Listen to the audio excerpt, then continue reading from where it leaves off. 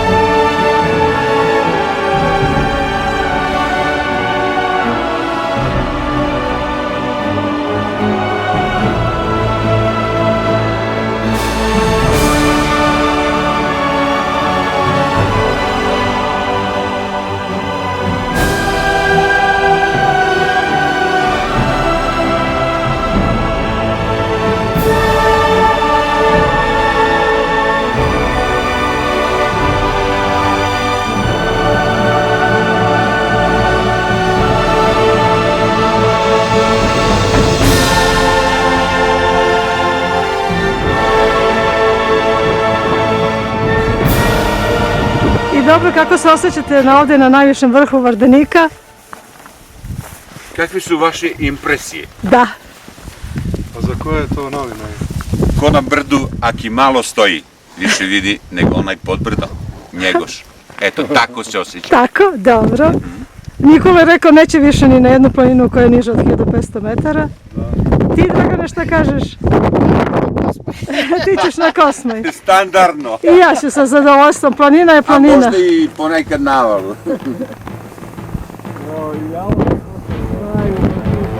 Pa sve, da.